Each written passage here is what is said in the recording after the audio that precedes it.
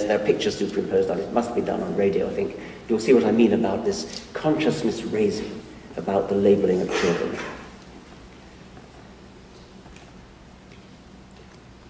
Hello. I'd like to start this week with a request, and this one goes out to the followers of the three Abrahamic religions, to the Muslims, Christians and Jews. It's just a little thing really, but do you think that when you've finished smashing up the world and blowing each other to bits and demanding special privileges while you do it, do you think maybe the rest of us could sort of have our planet back?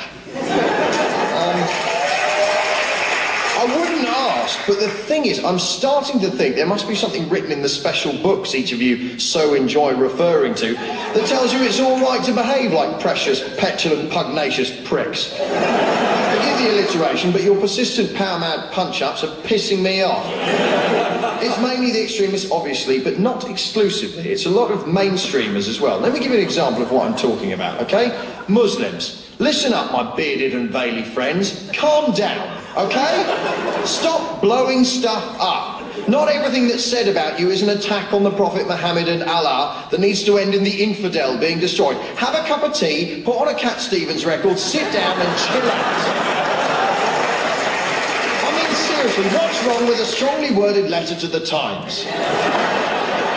Christians, you and your churches don't get to be millionaires while other people have nothing at all. They're your bloody rules. Either stick to them or abandon the faith. And stop persecuting and killing people you judge to be immoral. Oh, and stop pretending you're celibate as a cover-up for being a gay or a nonce. Right, that's two ticked off. Jews. I know you're God's chosen people and the rest of us are just whatever, but when Israel behaves like a violent, psychopathic bully and someone mentions it, that doesn't make them anti-Semitic. And for the record, your troubled history is not a licence to act with impunity now. So, when the letters come, and I'm guessing they will, I can guarantee that each one of those faiths will be utterly convinced that I've singled them out for special criticism. Why did it have to be us? Islam is a peaceful faith. I don't see what's wrong with being Christian. We're a peaceful, loving faith. How dare you, after all we've been through? We Jews know how terrible violence can be. You see, all of them will be convinced that they're the ones being picked on. The Abrahamic faiths are like Scousers. They're always convinced they're harder than everyone else. Right, and why is it that all of these faiths claim to be peaceful when even the most fleeting glance at a history of warfare will tell you otherwise? The relationship between religion and warfare is very similar to the relationship between ant and deck. You could have one without the other, but I'm not sure anyone would see the point. I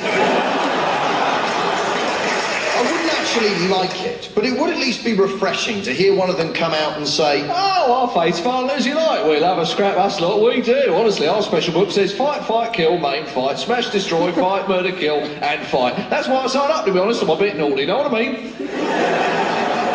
But no, all of them claim to be peaceful religions. Yeah, peaceful right up to the point where someone takes something they think is theirs or says the wrong thing or looks at them funny, then it's fighty, smashy, kicky, punchy all the way.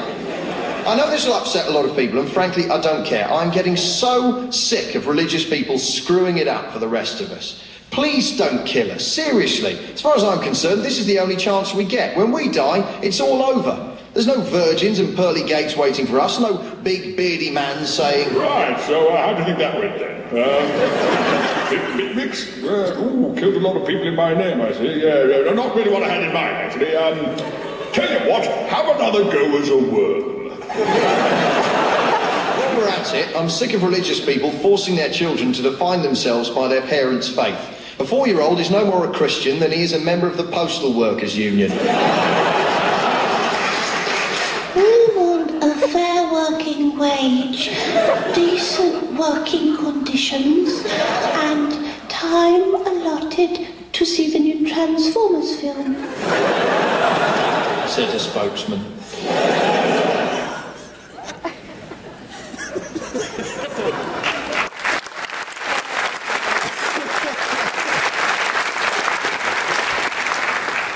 Another piece of consciousness raising. You've all seen maps of the world showing what people believe in different places. In the blue areas, they're Catholic. In the red areas, Protestant. In the orange area, Eastern Orthodox. In the green area, Sunni, Muslim, etc. Now just imagine that scientists worked like that. Let's take a scientific issue, quite controversial, quite interesting. What drove the dinosaurs extinct? Was it an asteroid? Was it a comet? Was it a virus plague? Was it the rise of the mammals? Was it egg stealers? Various ideas like that. Suppose you came across a map of the world showing that in the blue areas, they believe it was a meteorite. In the red area, they believe it was a comet. In the orange area, a virus plague. In the green area, it was egg stealers, etc. Imagine that science worked in that preposterous way, such that your belief is conditioned by where you happen to have been born, rather than by the evidence. Once you see it like that, I hope I'm raising your consciousness, yet we all take it for granted that it's perfectly reasonable to draw a map of the world like the previous one, where opinions about the universe, about the cosmos, about morality, about humanity, depend upon the geographical accident of wherever you happen to have been born. Let me persist with the theme of why the dinosaurs went extinct, just as an example. The Quarterly Review of Biology is a scientific journal. It's a very typical journal. It's the journal where biologists publish their research findings, and occasionally it has, like other journals, a special issue devoted to some particular topic, a symposium devoted to some particular topic, and I put together a little symposium on the question, did an asteroid kill the dinosaurs? Well, the first paper in my symposium is a perfectly respectable scientific paper. Iridium layer at KT boundary and potassium argon dated crater in Yucatan indicate that an asteroid killed the dinosaurs. Nobody would be surprised to see a paper like that in a scientific journal, and you'd open it and you'd find some evidence. The next paper in my symposium. The President of the Royal Society has been vouchsafed a strong inner conviction that an asteroid killed the dinosaurs. It has been privately revealed to Professor Huxtane that an asteroid killed the dinosaurs. Professor Haldley has been brought up to have total and unquestioning faith that an asteroid killed the dinosaurs. Professor Hawkins has promulgated an official dogma binding on all loyal Hawkinsians that an asteroid killed the dinosaurs. Professor Huxtane is personally offended by all strident, shrill, and polemical denials that an asteroid killed the dinosaurs.